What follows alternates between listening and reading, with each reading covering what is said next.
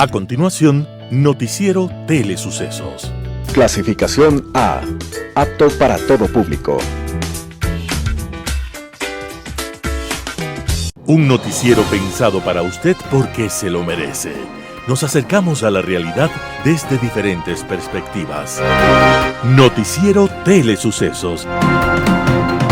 Primera parte del Noticiero Telesucesos, con las noticias más importantes del día. Bienvenidos a su Noticiero Telesucesos. Este espacio informativo llega gracias a Preescolar El Parque.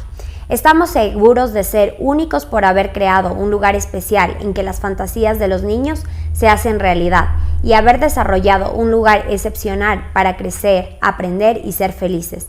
Con orgullo tenemos la certeza de que somos el centro de desarrollo infantil más avanzado de la ciudad.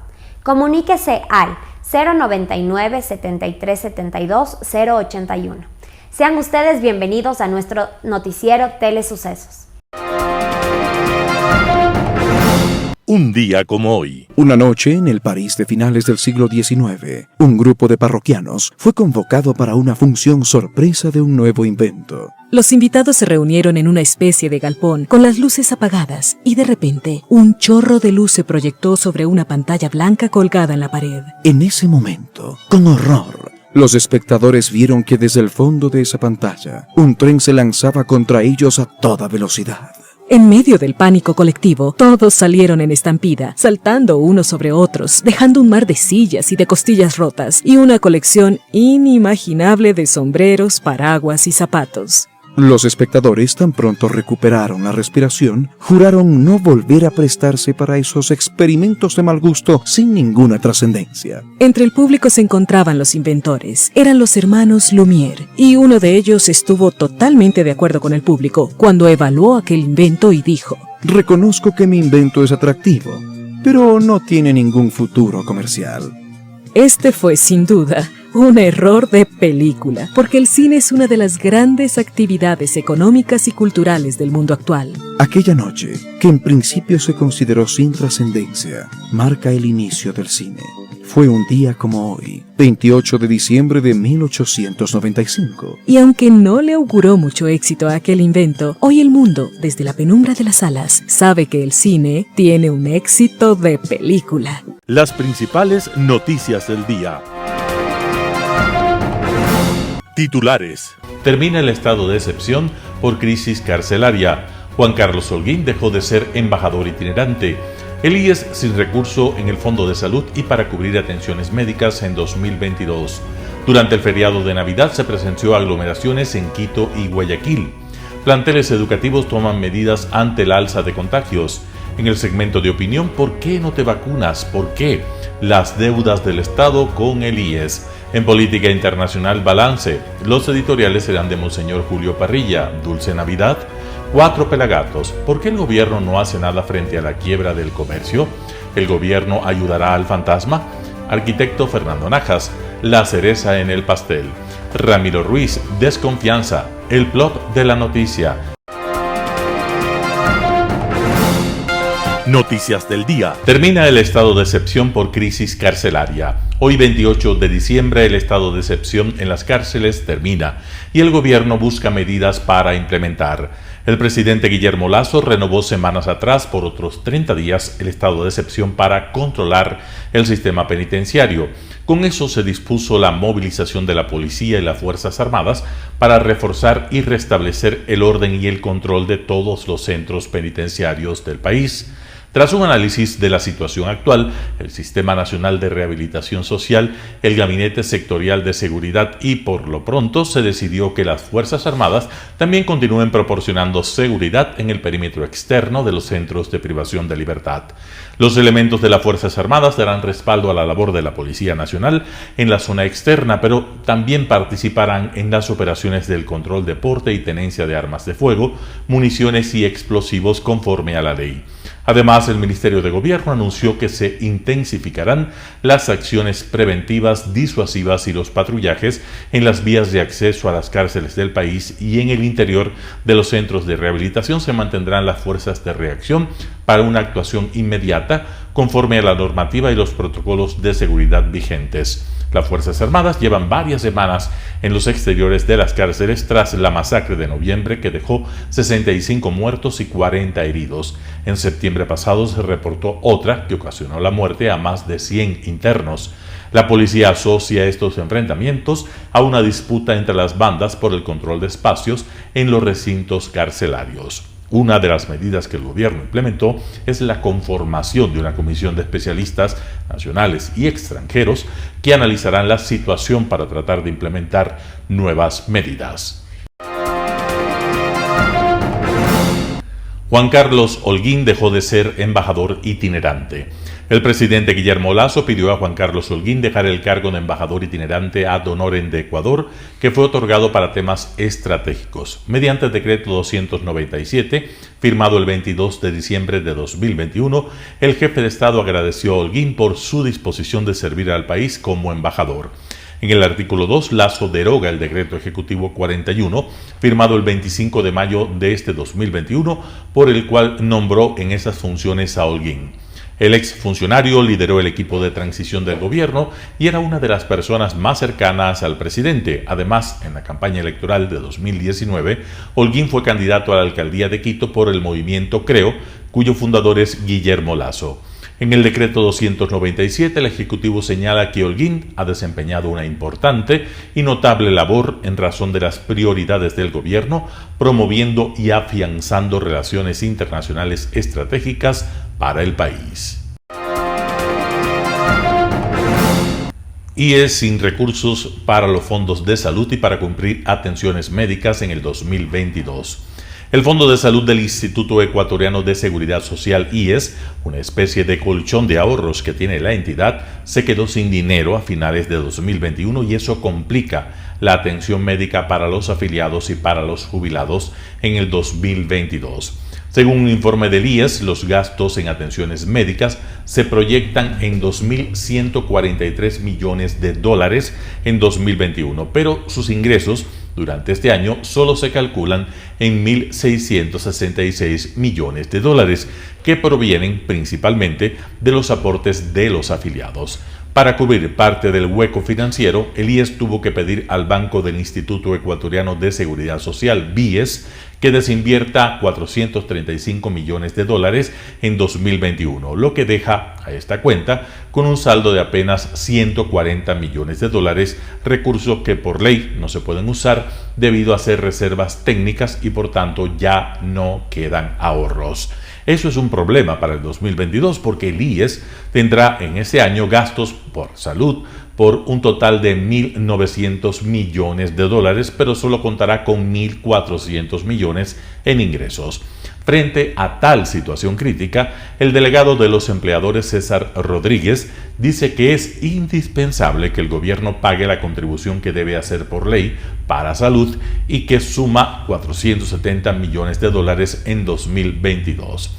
El Estado está obligado a cubrir el costo de las atenciones médicas a jubilados y personas con enfermedades catastróficas, pero no ha hecho el aporte desde el 2002. El Seguro Social tiene un plan para cobrar el monto que adeuda el Estado por salud en 2022. El primer paso será incluir en el presupuesto del IES del 2022, que debe aprobarse la próxima semana, el monto de $470 millones por concepto de la deuda del Estado al Fondo de Salud. Para asignar el monto al Ministerio de Finanzas, este exigirá auditorías que el IES espera contratar hasta marzo de 2022 a un costo de $18 millones. Ante la crisis, el BIES también solicitó a la Superintendencia de Bancos que permita el uso de $140 millones que aún quedan como reservas técnicas del Fondo de Pensiones. Si el plan de cobro del Ministerio de Finanzas se retrasa, según Rodríguez, el IES no podrá pagar a tiempo a los prestadores externos de salud en los primeros 6 meses del 2022. Pero esa falta de pagos con los prestadores externos se solventaría en el segundo semestre de 2022 si el Ministerio de Finanzas honra su contribución. El Estado arrastra con el Fondo de Salud del IES una millonaria deuda por aportes no pagados por atenciones médicas a jubilados y a afiliados con enfermedades catastróficas desde el 2002. Desde ese año hasta el 31 de diciembre de 2021, la deuda del Estado alcanza los 4.486 millones de dólares, equivalente al 4% o al 4.4% del Producto Interno Bruto ecuatoriano. Durante el feriado de Navidad se presenciaron aglomeraciones en Guayaquil y Quito. Durante el feriado de Navidad, es decir, del 24 al 26 de diciembre, hubo un total de 1.058 aglomeraciones. Esto se produjo en medio de pedidos de las autoridades de mantener las medidas de bioseguridad y la confirmación de la presencia de la variante Omicron del COVID-19 en Ecuador, que es considerada más contagiosa. Quito con un 36% y Guayaquil con un 14% fueron las ciudades donde hubo más aglomeraciones según el EQ 911. Por un lado, en el centro de la capital se registró gran cantidad de personas que hacían sus compras navideñas. Por otro, en el puerto principal hubo más alteraciones del orden público en fiestas con el 26% de un total de 924, mientras que en la capital de la República hubo un 9%. Unas 25.000 personas visitaron las playas en el eje costero, mientras en 38 terminales terrestres se movilizaron 448.395 viajeros en más de 34.000 unidades de transporte público. Planteles educativos toman medidas ante el alza de contagios. Los estudiantes llegaron a la Navidad con un incremento de contagios de COVID-19 en el Ecuador y casos de la nueva variante Omicron. Las autoridades de los planteles educativos del país temen que a partir del 3 de enero se disparen los contagios en las aulas. Según el Ministerio de Salud Pública, en la semana epidemiológica número 50, que concluyó el miércoles 22 de diciembre de 2021, se registraron 5.813 nuevos infectados en el Ecuador, 2.584 más que en la semana 43, y de allí se ha dado un sostenido crecimiento. De esas cifras, hay un promedio de 150 menores de edad que contrajeron el virus, aunque casi nadie llegó a hospitalización, según la cartera de Estado. La mayoría fue asintomático y se detectó por el contacto que tuvo con algún adulto que dio positivo. En este diciembre, en algunos planteles se registraron casos positivos y se aplicaron los cercos epidemiológicos como medidas de contención. Hay preocupación en los padres de familia y posiciones encontradas respecto de la decisión de las autoridades. Unos apoyaron la decisión y otros creen que eso representa un nuevo retroceso en el proceso de aprendizaje. En el país son 4.309.139 alumnos y se conoce que al menos 2 millones asisten a clases regulares. A los docentes les preocupa que en estas vacaciones los estudiantes estén sobreexpuestos por las reuniones y las fiestas familiares y por esa situación algunos planteles ya adelantaron sus medidas. No obstante, también se hizo un llamado a los padres de familia para notificar a los respectivos tutores cualquier quebranto de salud de los chicos, sobre todo si tiene que ver con una sospecha de COVID-19. Algunos colegios particulares dispusieron que el 3 de enero los alumnos regresen a las aulas con la prueba negativa de COVID-19. Además, se pide que los padres pueden ayudar a contener los contagios vacunando a sus hijos. También se recomienda a los planteles, como desde septiembre pasado, no relajar las medidas sanitarias vigentes. Cuidados en tiempo de COVID. ¿Qué tal, amigos? Bienvenidos a Telesalud. El día de hoy vamos a conocer cómo se realiza el diagnóstico de la enfermedad denominada COVID-19. El diagnóstico se realiza con una muy buena historia clínica, en donde el médico investiga los antecedentes de contactos con personas potencialmente contagiantes, la procedencia de zonas pandémicas de importancia, sus antecedentes personales, especialmente si presenta comorbilidades, como patologías en vías respiratorias superiores o inferiores, patologías cardíacas, hipertensión arterial, enfermedades renales, metabólicas, crónicas o catastróficas. Luego, se investigan los signos y síntomas motivos de la consulta. Los principales signos y síntomas de sospecha de COVID-19 son variables y van desde la etapa asintomática hasta presentar fiebre mayor de 38 grados, tos seca, frecuente e intensa, aunque puede también ser productiva. Dolor de cabeza, dolor de garganta, congestión nasal, dolor muscular, falta de olfato y del gusto, signos gastrointestinales o signos de neumonía. Ante cualquier síntoma, debe consultar a su médico para descartar o confirmar la sospecha diagnóstica. Para el efecto, se solicitarán exámenes de laboratorio y el examen específico para COVID-19, que es el hisopado nasofaringio para PCR. Acompáñenos en el próximo programa con un nuevo suceso relacionado con el coronavirus, aquí en su canal 29 Telesucesos. Cuida tu corazón. ¿Cómo puede afectar la alimentación, la nutrición en relación al corazón? El corazón es un órgano que tiene mucha sensibilidad a cierto tipo de alimentos. Quiero decir sensibilidad porque la primera, por ejemplo, si tenemos un colesterol elevado por un alto consumo de grasas saturadas, muchos fritos, esto van a causar una obstrucción a nivel de las arterias, especialmente al nivel de las arterias coronarias, que son aquellas arterias que le dan nutrición al corazón. Lógicamente existen otros tipos de sustancias, por ejemplo el ácido úrico. El ácido úrico está muy presente en lo que son las carnes rojas. Este ácido úrico actualmente se le considera como un factor de riesgo cardiovascular.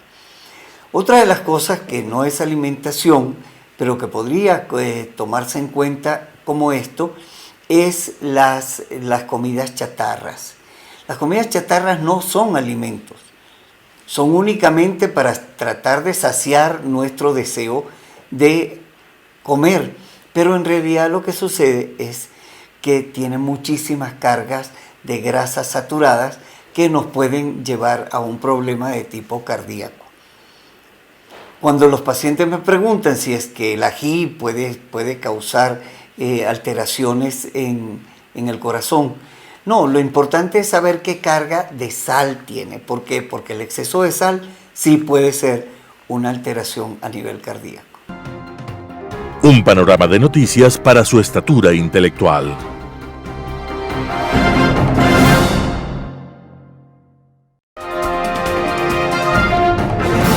Opinión. Saludos cordiales, amigas y amigos. Las deudas del Estado al IES es la preocupación de la actualidad, porque el señor presidente del Consejo Directivo del IES dice que hay que renegociar de forma urgente el pago de esa deuda por parte del Estado. Eso publica el diario El Universo lunes 27 de diciembre del año 2021. Y esa deuda que se publica en el diario El Universo es de $8.175.912.066.85. Es una deuda muy grande que tiene que ver con varios rubros que el Estado no ha pagado desde el año 2006 a septiembre del año 2021. Si todos los gobiernos a partir del año 2006 son responsables de esta enorme deuda que el Seguro Social ha tenido que tomar la plata de los afiliados, del fondo de pensiones, del fondo de salud, para cubrir incluso obligaciones que no le pertenecen. Mire que la deuda por el 40%, lo que se refiere a pensiones jubilares con intereses y otros rubros, en donde está incluido el seguro de riesgos del trabajo y también el seguro social campesino, porque el Estado también se comprometió a pagar el 40% de las pensiones jubilares de los amigos jubilados del seguro social campesino, más otros rubros con intereses. Esa deuda es de $3.191 millones. Si el Estado no ha pagado si no ha realizado esas transferencias al Seguro Social, ¿de dónde creen, amigas y amigos, que han tomado las autoridades del IES la plata para cumplir con esta obligación? De la plata de los afiliados, del Fondo de Pensiones, del Fondo de Salud, del Seguro Social Obligatorio. Es decir, los gobiernos nos han endosado la responsabilidad del manejo de políticas sociales, de políticas públicas, de políticas de salud, que no nos corresponde, pero han tomado de manera irresponsable las autoridades del IES. Lamentablemente en el Consejo Directivo del IES no tenemos una mayoría de votos para poder defender los intereses de los afiliados y de los jubilados. Por lo tanto, es urgente una reforma, y que lo vamos a hacer, y que lo vamos a presentar en la primera semana del presente año al país, y sobre todo a los afiliados y jubilados del Seguro Social Obligatorio. Hay la deuda de salud. La deuda de salud asciende a 4.397 millones de dólares, en donde está incluida la atención médica a los jubilados, a las jefas de hogar que no son afiliadas al Seguro Social, personas que sufren discapacidades que no son afiliadas al Seguro Social, y personas que sufren enfermedades catastróficas que no son afiliadas al Seguro Social. Esa deuda total asciende a 4.397.4 millones de dólares. Hay también una deuda de la no devolución del IVA por la compra de medicamentos, insumos, servicios médicos, equipamiento que realiza el Seguro Social. No le devuelven los gobiernos 200 millones de dólares. Es la deuda que tiene el Estado por este concepto. Hay una deuda por el seguro de desempleo de 5.3 millones de dólares. Total deuda no negociada de 7.794.8 millones de dólares. Deuda negociada entre el IES y el Ministerio de Economía y Finanzas, 381 millones de dólares. Y el gran total de la deuda del Estado con el Seguro Social, o mejor dicho, el monto total de la deuda que tiene el Estado con el Seguro Social, con el IES, es de 8.175.9 millones de dólares. Esta es la plata, estos 8.175.9 millones de dólares es que han sacado las autoridades del IES, del Fondo de Pensiones, del Fondo de Salud, de los trabajadores del Seguro Social Obligatorio, para cubrir otro tipo de obligaciones que no nos corresponden. Por ejemplo, a nosotros no nos corresponde sostener todo lo que el financiamiento de seguros especiales, como el caso del Seguro Social Campesino, que aquí dice que el Estado le debe 727.3 millones de dólares. Entonces se han tomado la plata de los afiliados para cumplir con esta obligación. Y lo mismo para el caso de enfermedades catastróficas, 1.724 millones de dólares que se han tomado así mismo del Fondo de Salud, son de personas que no son afiliadas al IES, ¿no? Jefas de hogar, como digo, y personas que sufren capacidades especiales, llaman. Personas que tienen capacidades especiales, asimismo hay una deuda muy grande. Así que, queridas amigas, queridos amigos, el gobierno tiene que cumplir con esta obligación, tiene que fijar un cronograma de pagos. Si no lo hace, esa responsabilidad tiene que asumirla, porque a nosotros no nos van a estafar, ¿ya? Con nuestras aportaciones que mensualmente y anualmente realizamos al Seguro Social Obligatorio. Queridas amigas, queridos amigos, un lindo año para ustedes, para toda la audiencia del país, para el Ecuador, para el presidente de este canal, para su familia, para los trabajadores y para todas sus familias. Un lindo año 2022. Gracias a Dios estamos con salud, gracias a Dios estamos con vida, que es lo que nos ha sucedido con muchas personas que han fallecido por este problema del COVID. Hasta pronto. Muchas gracias. Opinión. Bienvenidos. Usemos la mascarilla. Esto nos ha salvado. A todos los que hemos logrado salvarnos es gracias al uso de la mascarilla. Lavarnos las manos, el distanciamiento y, por supuesto, la vacuna. No es que estoy cantando victoria, sería una arrogancia infinita. Lo que me estoy refiriendo es a que debemos seguirnos cuidando. Hace pocas horas, en la cuenta de Twitter, dicho sea de paso, el tweet no informa. El tweet recoge criterios de los seres humanos que toman la opción de escribir algo, no informan. Los medios tradicionales informaron siempre de la Segunda Guerra Mundial, de la llegada del hombre a la luna, etcétera, etcétera, etcétera. Y volverán a hacerlo, porque institucionalmente informados y profesionalmente informados, ese es el mejor insumo que tiene la sociedad para estar al día, como se suele decir. Un señor dice, ¿cómo es posible? Escribe, ¿cómo es posible que pidan carné de vacunación al ingreso de un centro comercial? Yo estoy vacunado y en este momento estoy con COVID. Di positivo, mostré mi carnet y estoy paseando en un centro comercial. Caramba, ojalá algún departamento de inteligencia logre ubicarlo. Y por supuesto, pues, este señor está en forma insolente y manifiesta, diciendo que con COVID, que debería estar aislado, a lo mejor el término es fuerte, pero no existe otro. Con COVID se encuentra recorriendo un centro comercial. Qué cosa tan insolente, qué inaceptable. Es decir, no me cabe duda que es uno de esos seres que promueven el no vacunarse. Pero, ¿por qué lo promueven? ¿Son parte de una secta? ¿O son parte de un plan?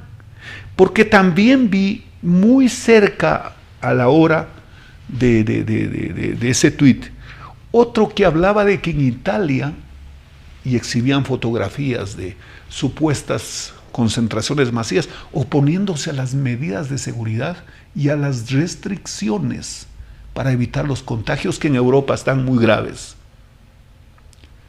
Pero es parte de un plan esto. Es parte de una imbecilidad tan... Hay tanto desenfado en la gente. Hay tanta maldad.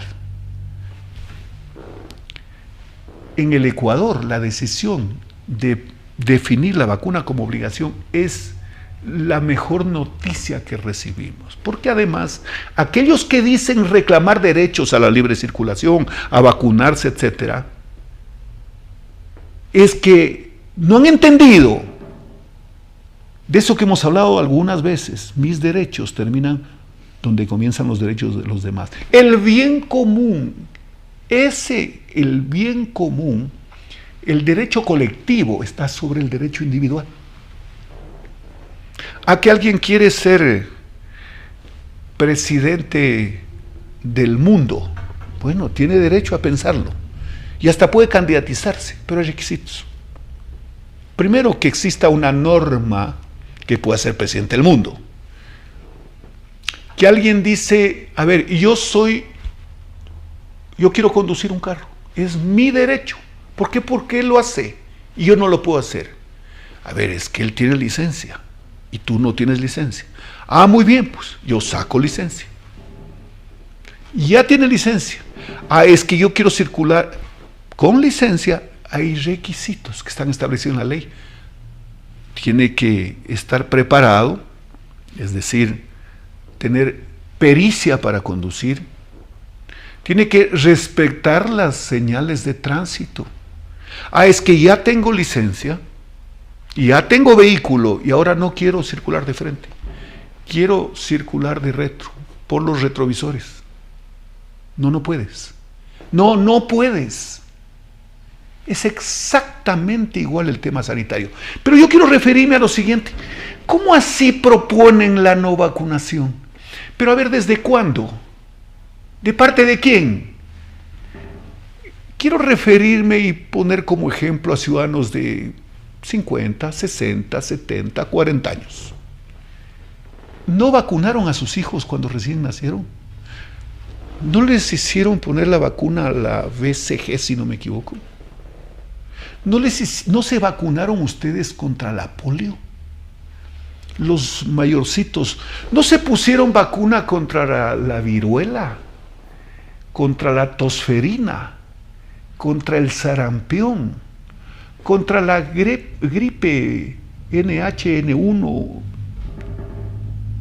No se pusieron vacuna, nunca se vacunaron. No llevaron a sus hijos al centro de salud a vacunarse. ¿Cómo es que hoy dicen no me vacuno? Pero hay un asunto adicional, pues.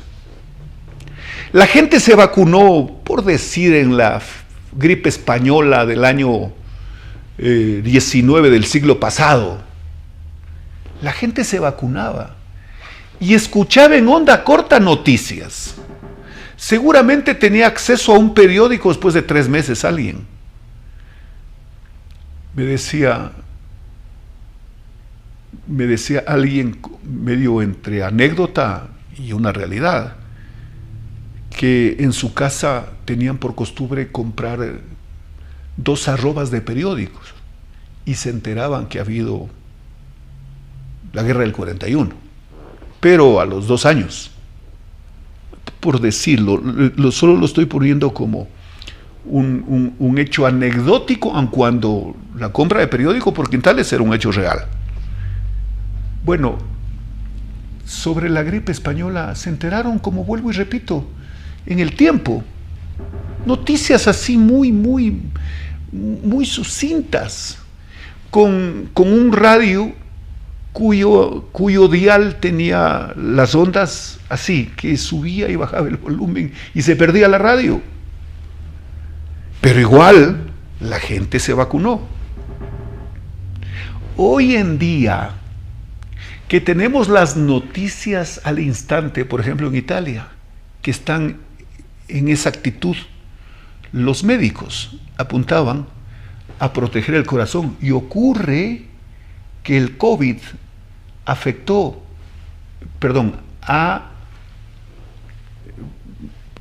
cometí un error, a proteger los pulmones. Todo estaba alrededor de los pulmones a los contagiados de COVID. Y ocurre que los fallecidos en las autopsias murieron por temas cardiovasculares, por infartos.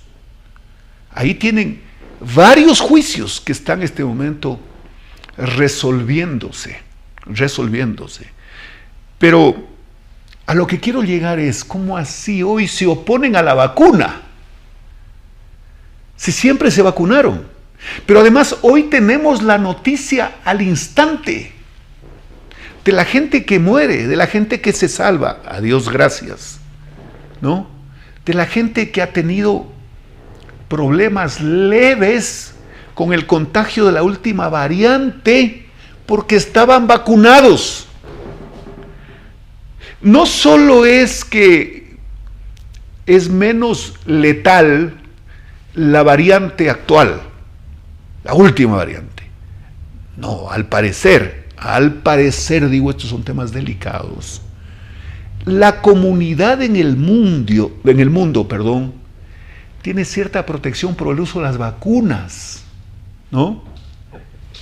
Así que no tienen derecho a hablar, por ejemplo, y perdónenme el término, escuché una imbecilidad, yo la escuché.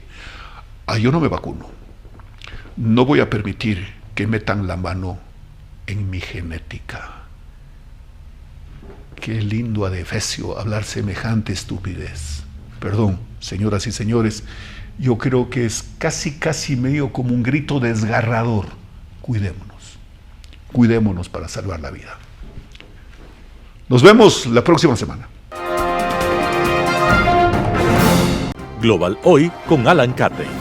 El cierre del año es siempre un momento propicio para intentar un balance de los acontecimientos que han marcado las más importantes noticias y tendencias a lo largo de los 360 días pasados. Los criterios para determinar esa importancia pueden ser muy variados, desde perspectivas económicas, políticas, culturales, científicas, deportivas. Igualmente, la regionalidad es un factor muy significativo por el impacto específico que un evento tiene en una circunscripción geográfica puntual. En este balance, durante 3 programas, buscaré evaluar esos acontecimientos bajo un criterio planetario en los 2 primeros y regional en el último. No voy a considerar dentro del análisis que vamos a hacer el tema del COVID, que ha sido más que suficientemente tratado en este y en numerosos programas, Pues al final del día este es un proceso que va cumpliendo un ciclo y que en algún momento dará lugar ya a una relativa normalización. Arrancando en enero del año 2021, sin duda alguna, las noticias más importantes nos llegaron de Estados Unidos, con la posesión del nuevo presidente del país, Joe Biden, tras derrotar a su antecesor, Donald Trump, en las elecciones del noviembre anterior. En realidad, la toma de posesión en sí, siendo una noticia siempre importante, palideció al lado de la toma del Capitolio por una turba de simpatizantes del expresidente Trump, alentados explícitamente por él al mentir de manera sistemática sobre un supuesto fraude electoral, desconociendo el triunfo de su rival proclamado por las autoridades electorales competentes. El hecho significó la puesta en entredicho a la más antigua democracia del mundo, vigente desde finales del 1700.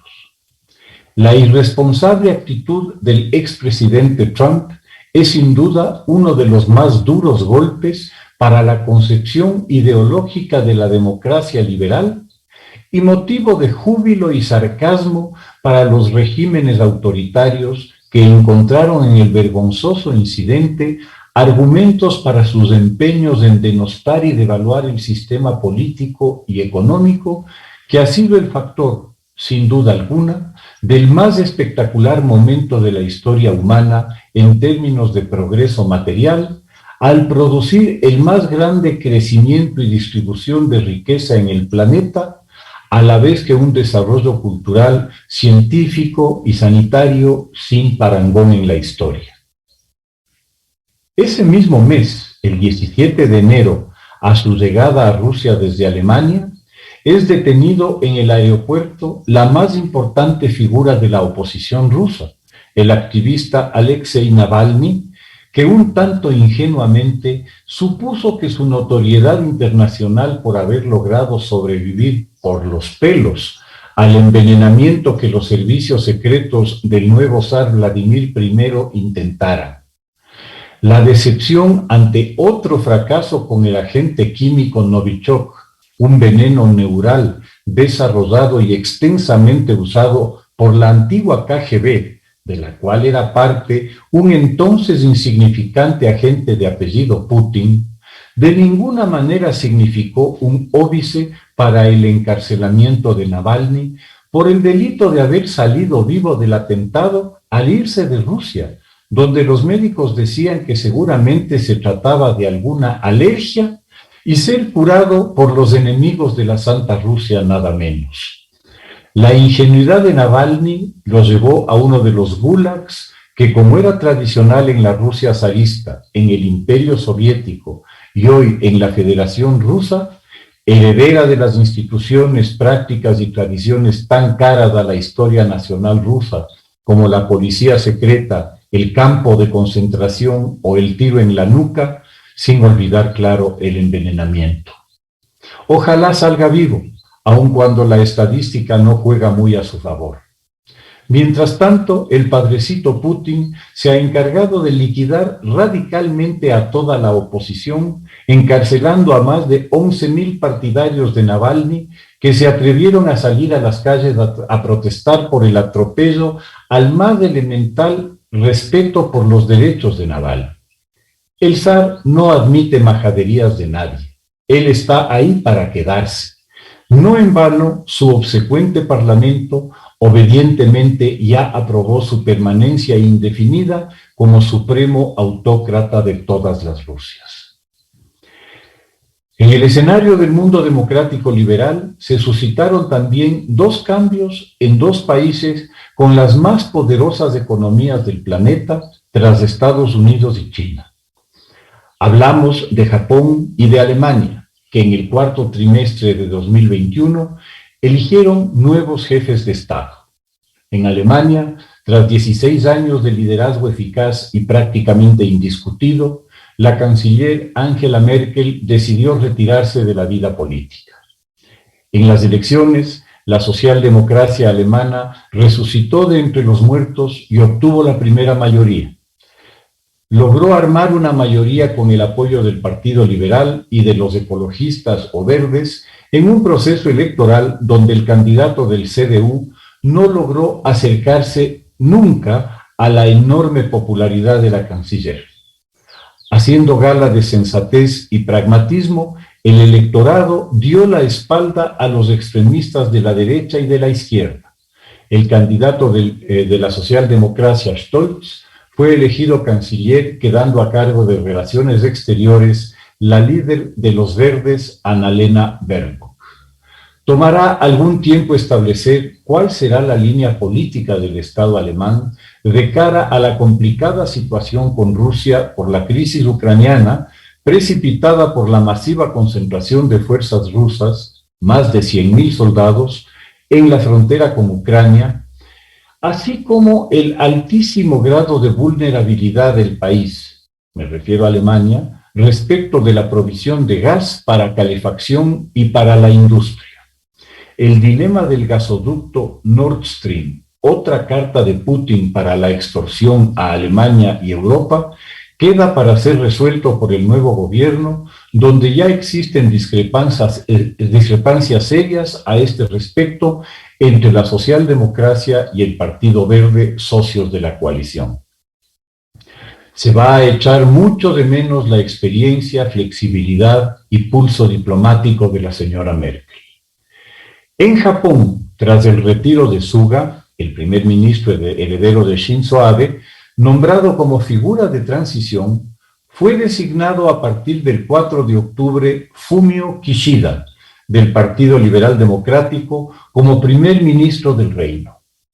Fue ministro de Relaciones Exteriores de Japón durante 5 años, entre 2012 y 2017, contando con mucha experiencia en un campo que será de enorme importancia a futuro por la compleja realidad política regional, por las tensiones que la política de China están generando en Asia Oriental, en el Mar del Sur de la China, las islas Ryukyu y Taiwán, así como por la agresiva postura de Corea del Norte en su desarrollo militar de armas nucleares y misiles que eventualmente pueden alcanzar con facilidad blancos en Japón.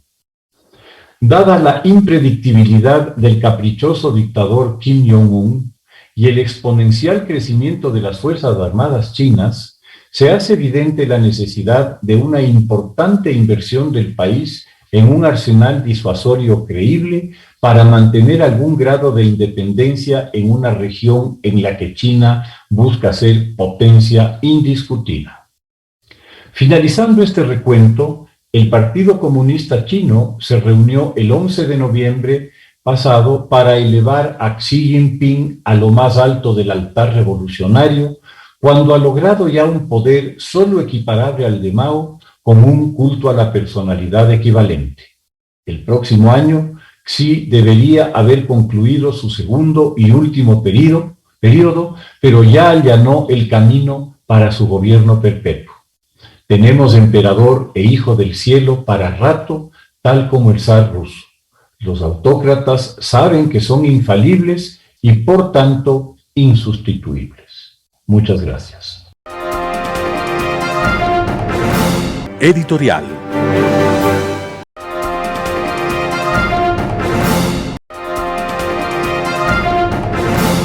Dulce Navidad por señor Julio Parrilla, El Comercio. Eso dice el villancico, aunque no sé si será verdad para todos. Hoy es un buen día, al amparo de la Nochebuena y de la Navidad, para ir al fondo, al interior del corazón, allí donde se cuecen, se pudren o reviven nuestras esperanzas mayores y pueden que mejores. También el lenguaje se globaliza y entra a formar parte de nuestra rutina. Feliz Navidad se ha vuelto para muchos la expresión de un deseo difuso de bienestar que al final no se concreta en nada. Cumplimos los rituales del caso, cena, regalos y buena cara. Según apagamos las luces y quitamos las guirnaldas, a otra cosa mariposa. Yo sigo en lo mismo. en la resistencia frente a un mundo cargado de contradicciones y de pesares, atento a la luz de Jesús de Nazaret, sembró y sigue sembrando en el corazón de este mundo y de esta historia todavía por construir y liberar cara y cruz.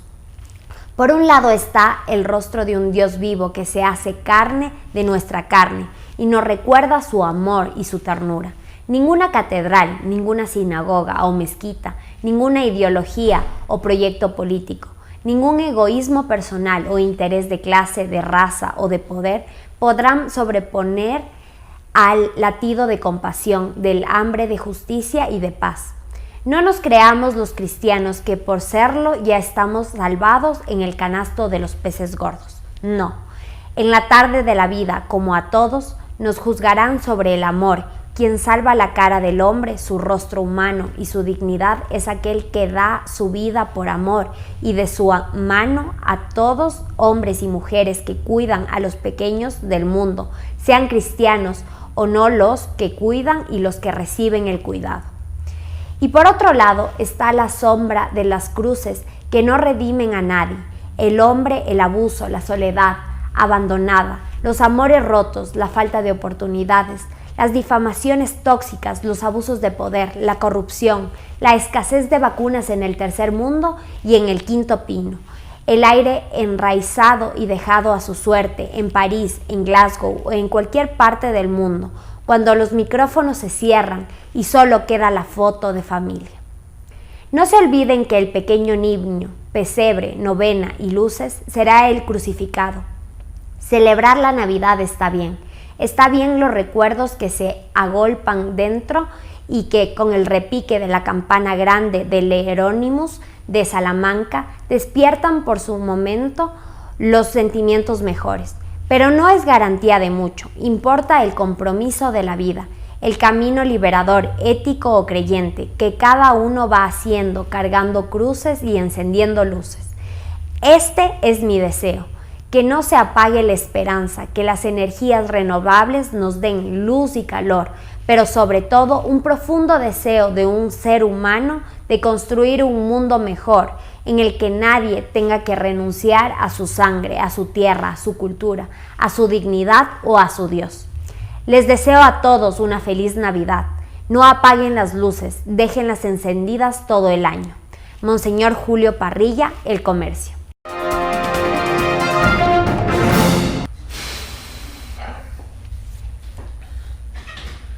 ¿Por qué el gobierno no hace nada frente a la quiebra de El Comercio? ¿El gobierno ayudará al fantasma? Tweet de 4 pelagatos. Desde hace 4 años se escucha que hay empresarios interesados en que El Comercio vuelva a ser un medio nacional porque, como se sabe, pertenece a un mexicano nacionalizado guatemalteco, Ángel González, más conocido por los temas judiciales como El Fantasma. Pero desde hace años, el Estado ecuatoriano no actúa frente a ese emporio mediático a pesar de los informes de la Contraloría que probaron que se benefició en los gobiernos de Rafael Correa y de Lenín Moreno de frecuencias otorgadas por fuera de la ley. Incluso 4 frecuencias de radio le entregaron en sus últimos días, sumario atendido por Arcotel por orden de Moreno y cuyo proceso culminó en el gobierno de Guillermo Lasso. La ministra Viana Maino dijo que aclararía el tema, pero no lo ha hecho. El Comercio es una empresa quebrada, con centenares de personas liquidadas y no pagadas, con deudas voluminosas, incluso con el Estado, y que está tratando, para obtener algún flujo de caja, de que este gobierno amplíe el crédito. ¿Por qué no actúa la administración? La Superintendencia de Compañías tiene un informe que registra la quiebra de esa empresa. ¿Oirá este gobierno a Ramiro Rivera, contratado para defender la causa de ese personaje siniestro que embauca a los gobiernos y logra, gracias a contratos obtenidos, canjear irregularidades por supuesto apoyo político? Si El Comercio no se ajusta a la ley y su dueño no paga sus obligaciones, seguirá disfrazando su quiebra. Y nadie podrá pensar en asumir ese título pensando en que vuelva a ser el gran medio que alguna vez tal vez fue. Tweet de 4 pelagatos. La cereza en el pastel. Arquitecto Fernando Najas Cortés. Todos los actos administrativos para la concesión de las frecuencias al Fantasma se procesaron con la velocidad del rayo en los últimos días del régimen de Lenín Moreno, que parece que en sus vacaciones sin regreso de Miami conoció a este personaje. Siendo esas concesiones un acto dispuesto con premura por el ministro Andrés Michelena, el mismo debía, por su importancia, ser analizado por la ministra Mayno, que supongo no informó al presidente Lasso, dando paso a la entrega de las frecuencias por el actual director de la Arcotel. Se comenta que las liquidaciones no pagadas a los trabajadores por la quiebra del diario El Comercio se atenderían con la venta de la rotativa y otros equipos, separando el activo fijo más importante de ese medio, que es el terreno de su propiedad, en el cual se podría construir un gigantesco conjunto de viviendas en el sur de la ciudad, con lo que el Fantasma recuperaría su inversión. Arquitecto Fernando Najas Cortés. Desconfianza editorial de Ramiro Ruiz. El embajador de Estados Unidos en Ecuador, Michael Fitzpatrick, anunció que se han retirado las visas americanas a narcogenerales. Habló de la preocupación por la penetración del narcotráfico en el Ecuador. La ministra de Gobierno, Alexandra Vela, concurrió el miércoles 15 de diciembre del 2021 al edificio de la Contraloría, acompañada de la comandante general Tania Varela. Vela entregó las solicitudes de 19 generales de la cúpula policial para que se investiguen las declaraciones de bienes y patrimonio de ellos y sus familias. Dijo que este ejercicio de transparencia se realizará también en la Superintendencia de Bancos y a la Unidad de Análisis Financieros UAFI. El objetivo es que se intervenga con una auditoría de las cuentas bancarias y movimientos financieros de los oficiales. La finalidad de estas solicitudes es que todos los ecuatorianos tengan la absoluta seguridad de que sus mandos policiales han cumplido con ética y con respeto a los valores de la institución en su trabajo a lo largo de su vida profesional, explicó la ministra de Gobierno. Un joven estudiante universitario manifestó que todos los policías son corruptos. No hay en quién confiar. Sin embargo, la palabra todos causa el aguijón de la duda porque hay policías responsables y solidarios. Sin embargo, lo más grave es la desconfianza que se siembran en la sociedad ecuatoriana y en el mundo los generales nombrados por el embajador de Estados Unidos en Ecuador. Para que un embajador del país más desarrollado del mundo haga una afirmación que pone en incertidumbre a las fuerzas del orden, es porque tiene documentos contundentes que respalden su denuncia. La policía no ha sido una institución cristalina. Recuerdo que hace algunos años un amigo oficial me afirmó que la policía transfirió a los municipios las funciones del control de tránsito porque había mucha corrupción. Ahora, los municipios están lidiando con policías municipales poco preparados en tránsito y descocadores de la ética. Muchos de ellos han demostrado voluntad débil para soportar la tentación de la corrupción. En otra oportunidad, hace más de 20 años, presencié que un oficial ordenó a un subalterno de la tropa policial que hasta mediodía debía entregarle 200,000 sucres. Así, de manera frontal y directa, sin ninguna vergüenza de las personas que escuchamos aquella orden disciplinaria. Hemos vivido en carne propia y ajena las manifestaciones de corrupción de algunos expresidentes de la República, vicepresidentes, ministros de estados, alcaldes, funcionarios públicos. Cayeron en el infierno de la corrupción. El dinero ilícito en la mano con seguridad les dio felicidad, no solo al sobornado, sino a su mujer y a toda la familia. Así también sufrirán noches de insomnio con la imaginación encendida, de escenas ficticias que produce pesadillas, de largas noches y una gastritis aguda por la mañana. La corrupción en los gobiernos se explica por el poder de la codicia, la ausencia de la ética, la egolatría, la estupidez.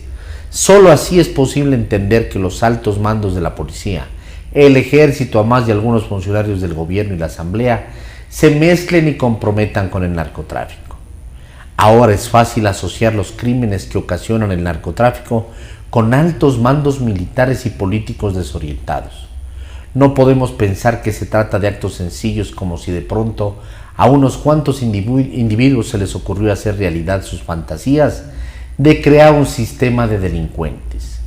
En las favelas de Río de Janeiro no puede entrar la policía o las Fuerzas Armadas de Brasil.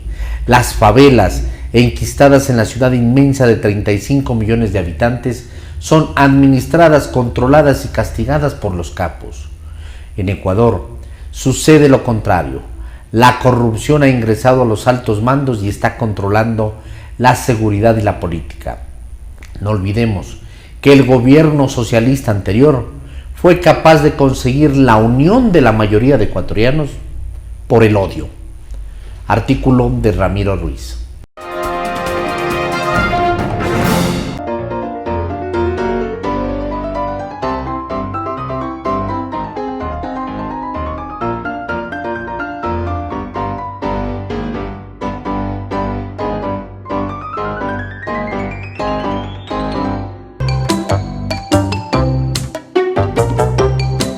El blog de la noticia con Andrés Castillo.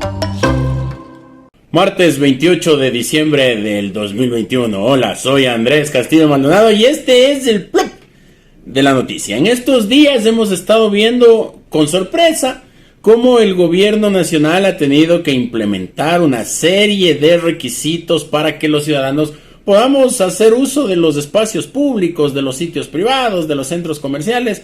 Ya no solamente se agota en la toma de la temperatura o en el gel en las manos, sino que ahora también se está exigiendo el carnet de vacunación para la gente que entra. Ha causado muchísima polémica. Hay grupos antivacunas que creen que eso es una violación de derechos constitucionales. Hay grupos que piensan que es una violación al derecho a la libre movilidad. Hay otros que piensan que es una violación al derecho a que cada uno pueda tomar decisiones libres sobre su cuerpo. Y en estricto sentido, el gobierno se ha mantenido firme en la idea de que hay que mantener un sistema de control de vacunación para poder salir de la pandemia. Hace algunos años atrás, en el ejercicio de mi profesión, pude ir a la policía judicial, esa que quedaba en la calle Roca y Juan Lomera. Ahí habían unas oficinas de la policía judicial y a la entrada había un rótulo que decía: algún día la disciplina vencerá a la inteligencia. Y algún abogado de acá de Quito se hacía mofa de aquello, decía que eso era una lógica bastante obtusa o bastante retrógrada. Pero créanme que yo estoy convencido que es así. Algún día la disciplina vencerá la inteligencia. Cuando comenzó la pandemia, no había la suficiente disciplina de la ciudadanía para no salir. Quédate en tu casa, era la frase. Y muy pocos lo hacían desde el comienzo. Otros ya cogieron miedo y comenzaron a entrar. Y otros que se quedaron hasta el último bajo A o B circunstancias. El hecho cierto es que en el Ecuador la disciplina no es justamente una de nuestras principales virtudes. Y ahora, como no hemos querido disciplinarnos en las fiestas de Quito, en las fiestas de Navidad, en las fiestas de Año Nuevo, no queremos ponernos mascarilla, no queremos evitar las aglomeraciones, van a tomar medidas más fuertes. Amigos queridos, en lugar de estar preocupados si es que el gobierno nos viola derechos, hagamos más énfasis en cumplir obligaciones. Lavado de manos, mascarilla a la cara y distanciamiento social. De esa manera nadie nos va a prohibir nada ni nos va a obligar a nada. Hagamos caso de aquella frase que dice: algún día la disciplina vencerá la inteligencia. Así y solo así saldremos de la crisis del coronavirus. Con disciplina y obviamente con inteligencia. Les mando un abrazo. Hasta mañana. Gracias por sintonizar el noticiero Telesucesos. Este espacio informativo llegó gracias a Preescolar El Parque. Estamos seguros de ser únicos por haber creado un lugar especial en que las fantasías de los niños se hacen realidad y haber desarrollado un lugar excepcional para crecer, aprender y ser felices. Con orgullo tenemos la certeza de que somos el centro infantil más avanzado de la ciudad. Comuníquese al 099 73 72 081. Síganos en nuestras redes sociales: Facebook Telesucesos Quito, Instagram @telesucesos_, Twitter Telesucesos 29, YouTube Telesucesos HD y en nuestra página web www.telesucesos.net. Hasta mañana. Lo mejor de la mañana informando para usted. Noticiero Telesucesos.